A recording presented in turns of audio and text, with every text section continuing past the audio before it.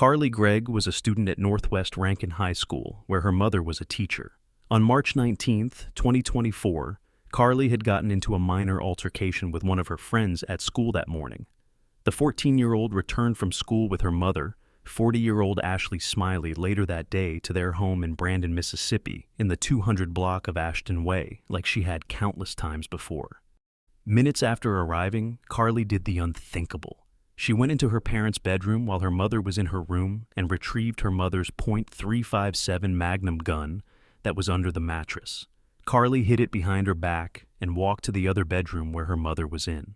As she passed the kitchen, she checked to make sure her mother was still in the bedroom, and as she got to the bedroom, she fatally shot her mother 3 times. After Carly shot her mother, she went to sit in the kitchen, still hiding the gun behind her back, and she started fiddling with a phone. She then texted her stepfather, 39-year-old Heath Smiley, from what is believed to have been her mother's phone, asking, "When will you be home, honey?" After that, she texted multiple friends trying to get them to come to her home, telling them there was an emergency. There was one friend that was willing to come over, as she was worried about Carly. When the friend, who will not be named, arrived, Carly asked the friend if they are squeamish around deceased bodies. When the friend said no, Carly took her into the bedroom, where her mother was on the floor, lifeless. She also showed her friend the gun that she used to shoot her mother with. Carly told her friend that she had 3 shots for her mom, and that she's got 3 more for her stepdad, 2 to the head, 1 to the chest. Heath arrived home about 45 minutes to 50 minutes later. Just before he arrived, she told her friend to go wait in the backyard because her stepdad is about to come home. As Heath walked into the house, Carly aimed the gun right at him. He went to grab the gun from her hand, and they got into a struggle. Heath got shot in the shoulder. Carly then screamed and ran off through the back door, telling the friend to run as well. They jumped the fence, and they ran in opposite directions. Heath called 911 and told the dispatcher that his child shot him. He then saw his wife's body and told the dispatcher that she took her mother's life and that she tried to take his too. The deputies responded to the scene, where they found the injured man at the door and the deceased woman inside a bedroom. Heath described to the deputies what Carly looks like and what she was wearing. He was then transported to the hospital for medical attention. Carly was later found about a half-mile away from the house and was taken into custody. Carly appeared in court for a preliminary hearing on April 16th. She was then charged with first-degree slaying and attempted slaying. She was held on $1 million bond. Her attorney asked for her bond to be reduced, saying Carly was an exceptional student who was well-behaved and has no prior arrests. Her attorney also said she skipped the 3rd grade, so while she is now a sophomore at Northwest Rankin High School, she should be, according to her age, in the 9th grade. Carly also was Student of the Month and Student of the Year prior to this incident. The attorney added that Carly is set to undergo a mental health evaluation. Judge David Morrow said he found probable cause in the case and ruled that Carly's bond would stay at $1 million. He said, "I do believe that Miss Gregg does pose a special danger to others. The heinous nature of the crime, the premeditation that seems to have been involved here, is pronounced, it's severe, and it does concern me that there is a danger to the community. Whether there's a mental component to this or not, I think anybody could argue that to take another human's life, there is going to be a mental component involved." Rankin County investigator Zachary Cotton testified at the hearing. He detailed scenes from 2 security cameras found at the family's home, noting that Carly is seen walking into her mother's bedroom before a gunshot is heard, followed by a scream and 2 more gunshots. He said Ashley was shot twice in the face and once in the chin. The footage also shows Carly hiding something behind her back, which investigator Cotton believes is the gun. As the trial unfolded, the prosecution pieced together the events leading up to the shooting, painting a disturbing portrait of Carly's descent into illegal substance use and mental health issues, all of which had been hidden beneath a veneer of teenage normalcy. Burner phones, substance-laced vape pens, cheating in school, and self-harm were just the beginning of Carly's troubled double life, a reality that her mother had only uncovered mere hours before the fatal confrontation. The prosecution argued that when Ashley discovered her daughter's substance use, a confrontation ensued that ultimately escalated into the fatal violence. Carly rejected a plea deal in August that would have led to a 40-year sentence. Her week-long trial then started on September 16th.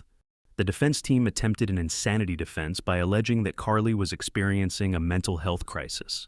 Dr. Andrew Clark, Carly's child psychologist, was key to this defense. He testified that she had been struggling with depression and even auditory hallucinations. The defense team tried to spare Carly from a life sentence. They framed the teenager as a victim of her own unraveling mind, citing severe mood swings and a dissociative mental state that had only worsened in the days leading up to the slaying. Dr. Clark testified that her actions were not born of malice, but of a child overwhelmed by mental health crises and a profound desperation for her mother's approval. Dr. Clark said in court, "This was a girl in crisis. She loved her mother. What happened in that house was a result of mental illness." The defense further argued that the change in medication days before the shooting caused her condition to rapidly deteriorate. They said she had become disconnected from reality in those crucial moments, unable to comprehend the gravity of her actions. Defense attorney Bridget Todd emphasized that Carly, despite her tragic actions, was not a bad person, but rather a child who had been suffering in silence for far too long.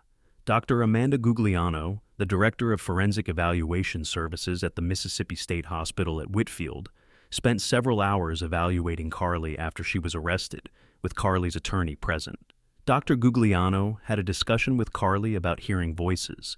She said, "Carly said she had been hearing one voice, a male voice, since she was young, maybe around 5 or 6 years old, which is unusual. She said she heard the voice every day, but it was always in the background, and she was able to tune it out." Dr. Gugliano was asked why it is unusual for a young child to hear voices, and she said it could be their inner thoughts or inner dialogue, and that they don't understand what that is. Carly told Dr. Gugliano that the voices never told her to do anything. They usually made snide comments about other people. Carly's defense team accused Kevin Gregg, Carly's biological father, of being abusive, an addict, and mentally ill. Kevin admitted to having a former substance addiction and that he suffers from bipolar depression, but he said he was never abusive toward Carly. Ashley and Carly were worried that she might suffer from the same mental illness as her father. The prosecution was unyielding in its portrayal of Carly as fully aware of her actions. Assistant District Attorney Michael Smith presented evidence that demonstrated premeditation, including security footage from the home. The chilling footage showed Carly concealing the .357 Magnum behind her back as she walked through the house, moments before the gunshot rang out. The prosecutors underscored the fact that after the shooting, Carly acted with calculated composure, texting her friend and stepfather, hiding the weapon behind her, and sitting calmly in the kitchen as if nothing had happened. To the prosecution, these actions left little doubt that Carly knew exactly what she was doing. Heath testified, saying, "The gun flashed in my face. It went off 2 more times, but my hand was on the gun after the first shot, and I twisted it from Carly. It was like she had seen a demon or something, and my first thought was, there was an intruder somewhere, and she thought she was after somebody else." The courtroom later heard how Heath, despite the life-altering trauma, maintained a relationship with Carly, speaking to her regularly from behind bars. In closing arguments, Assistant District Attorney Catherine Newman addressed the jury with a sobering reminder of the devastating loss suffered by those who loved Ashley. Attorney Newman said, "She was a mother, a teacher, a wife, and her life was ended by the very person she loved most in this world. Carly Madison Gregg knew what she was doing when she pulled that trigger." Attorney Newman said that Carly admitted to smoking marijuana the day before the shooting. The 15-year-old is charged as an adult. The jury was given the option of finding her guilty or not guilty by reason of insanity. Bubba Bramlett, District Attorney for Rankin and Madison counties, said, "Long week, sad day. Carly Gregg is evil. That's not easy to say, but the truth of the matter is, sometimes evil comes in young packages, small packages, and this is one of those cases. She's fixing to go to prison for the rest of her life. You hate that she's 15 years old, but that's exactly where she belongs." Defense attorney Kevin Camp told the jury that it has all been extremely hard on Carly's family and asked them not to make it worse by sentencing her to a life behind bars. The jury deliberated for 2 hours before reaching a guilty verdict. The same jury deliberated for 1 hour on Carly's sentencing. She has been found guilty for slaying, attempted slaying, and for tampering with evidence. On September 20th, 2024, in Rankin County, Mississippi, Carly was sentenced to life in prison without parole, followed by 10 years for tampering with evidence. Carly was crying throughout the reading of the verdict. Heath and Carly's grandparents were in the courtroom when the verdict was read, and they appeared to be mouthing words of encouragement to her. Defense attorney Camp said, "She's doing okay, she's hanging in there. This was a tough case from the get-go. This jury had a very, very tough decision to make." Carly is currently housed in the Youthful Offender Unit at the Central Mississippi Correctional Facility located in Pearl. The facility offers a range of programs including academic classes, vocational programs, mental health counseling, psychological and psychiatric services in a group and individual basis. Alcohol and substance abuse treatment is available, as well as social, religious, and recreational services. Carly's attorneys said they plan to appeal,